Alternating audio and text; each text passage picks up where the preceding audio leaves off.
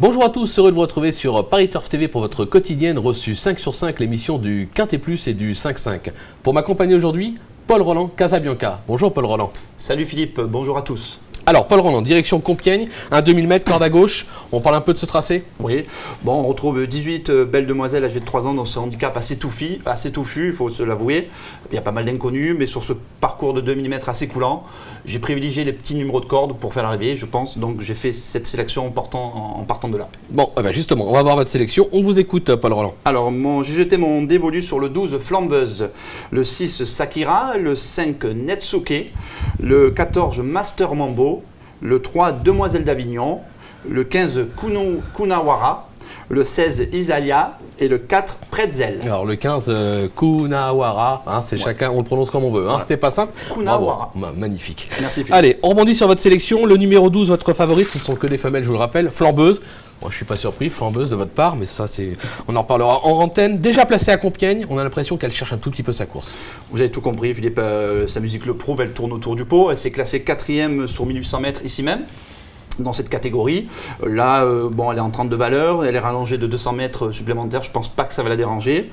C'est une jument, une pouliche qui va de l'avant, elle a hérité du dossard 5 dans les stalles de départ. Avec Olivier Péanciel, je pense qu'elle va faire l'arrivée.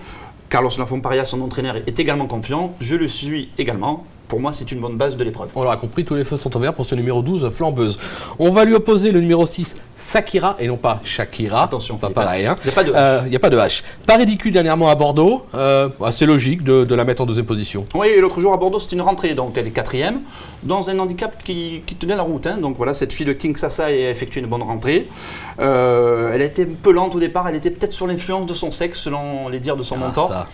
Malheureusement, c'est une pouliche. M'en parlez pas. On peut pas, c'est terrible. C'est terrible. Le terrain souple devrait également lui convenir. Bien placé dans les bois des départs, elle a un tout premier rôle à jouer. D'accord. En troisième position, le numéro 5, Netsuke, qui n'a rien de japonais, mais c'est Netsuke, c'est la prononciation. C'est son premier handicap. Elle est plutôt réputée sur les 1600 mètres. C'est un coup de poker, non? C'est un coup de poker, mais bon, si l'entraîneur le met sur 2000 mètres, je pense qu'il estime capable de tenir la distance. Il ne faut pas prendre pour argent comptant sa dernière sortie à Évreux. Elle a été malheureuse, son jockey a perdu la selle. Il a été évidemment obligé de l'arrêter. Donc cette fois-ci, il y a la cravache d'or en titre, Christophe Soumillon qui sera aux manettes. C'est son premier handicap. En valeur 31, je pense qu'elle a une toute première chance à défendre. Bon voilà, excepté le fait qu'elle débute sur la distance, avec Christophe Soumillon dessus, moi je dis c'est un coup sûr dans les 3. Un coup sur... Oh attention, c'est un coup sur dans les 3. Notez-le. Il l'a dit. En quatrième position, le numéro 14, Master Mambo, plutôt bien placé en bas du tableau. On s'en méfie? Oui, Master Mambo, c'est amusant. L'autre fois, j'aime bien la cote, j'aime bien les outsiders, vous le savez, Philippe. L'autre fois, sur la PSF de Deauville, elle est 8e, il ne faut pas la condamner. Je pense sincèrement que la PSF n'est pas sa tasse de thé, c'est pas son truc. Là, elle est un peu capricieuse. David Magam nous disait dans les colonnes de Paris Turf, c'était du moins un peu capricieuse. Comme pas mal de femmes. Vous aimez bien quand elles sont un peu capricieuses. C'est ça qui me plaît le plus.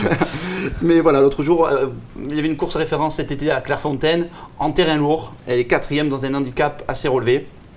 Bon, là, elle va peut-être pas le gagner, mais je pense qu'elle peut dans les bonnes combinaisons du quartet. C'est une 4e, 5e chance de l'épreuve. D'accord. Justement, 5e chance, on va parler du numéro 3, Demoiselle d'Avignon, qui vient de renouer avec le succès à Évreux. Sur sa lancée, on ne peut pas l'écarter. Demoiselle d'Avignon, elle vous plaît, Philippe? Que de souvenirs. Qu'est-ce qui s'est passé? Que de souvenirs, on en parlera hors antenne. D'accord, mais on n'a pas le temps. J'étais jeune. Jeune et inconscient. Vous n'avez pas oublié? Non. Demoiselle d'Avignon, que vous l'aimez particulièrement, et moi aussi, je l'aime bien. Elle reste sur un probant succès à Évreux. Bon, c'était en 28,5, mais ce jour-là, elle a fait le tour de ses rivaux. Elle a terminé comme une balle, elle gagne d'une longueur et demie. Logiquement, vous connaissez l'handicapeur, enfin vous ne le connaissez pas. Non, personnellement non. Mais vous connaissez ses méthodes. Bien sûr. Du coup, 6 livres de pénalité, 3 kilos supplémentaires, dans une épreuve un peu plus relevée. Si gagner ne sera pas évident, je la crois capable quand même de se placer. Voilà, on rigole. On va vous expliquer pourquoi. C'est parce que on a la régie qui nous envoie des images. Je sais pas, je crois que c'était Demoiselle d'Avignon, je l'ai reconnu. Je crois que c'était Demoiselle d'Avignon. Oui, elle avait l'air en forme. Donc, on va conclure cette émission. La Minute Terrain, on n'en a pas parlé, mais c'est maintenant la Minute Terrain, puisque Manu Rivron a joué en téléphone Eric Vagne. Ça va être très compliqué de conclure. Donc, qui va nous parler de la candidature du numéro 8, Blandine. Vous l'avez pas dans votre pronostic? C'est mon regret. C'est un regret. Vous la connaissez bien. Oui, je connais bien Blandine. On y va, c'est la Minute Terrain. Une pouliche qui est toujours maiden, elle court pas mal, la dernière fois elle finit bien à Lyon-Paris. Ouais, c'est bien, elle est bien. bonne, à part une à Clairefontaine. Peut-être qu'on la cour est un peu rapprochée, je sais pas. Enfin, bon, bref, en tous les cas, toutes les courses sont bonnes. D'accord. Là, cette fois-ci, elle sera raccourcie. Oui, parce qu'elle a énormément de volume et d'action, et elle est souvent un peu sur la main, et son jockey la préfère sur des parcours où il y a plus de vitesse, de façon à l'avoir plus disponible. Parce qu'elle a tendance un peu à consommer sur la main comme ça dès qu'on la rallonge, et quand on peut appuyer sur le champignon, ben, elle finit vite, mais elle met un certain temps à enclencher, quoi. Voilà, nous on met pas un certain temps à enclencher, on enclenche très vite. Bon, voilà, on était en forme. Bon, on l'aura compris, Blandine, voilà. Plus pour une place, c'était un regret. Voilà.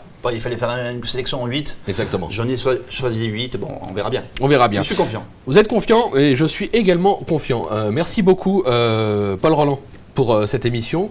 Plein de renseignements. Je vous donne rendez-vous dès demain sur ce plateau. Ça sera avec, logiquement, de mémoire, Lucie Van Eekhout et Benjamin Isol. Et puis surtout, n'oubliez pas, dimanche, on a un direct spécial Arc de Triomphe. On en reparle demain durant l'émission. Merci à tous. Bonjour à tous et à très vite sur Paris Turf TV. Au revoir. Merci Philippe. Paul Roland. Au revoir. À bientôt, merci.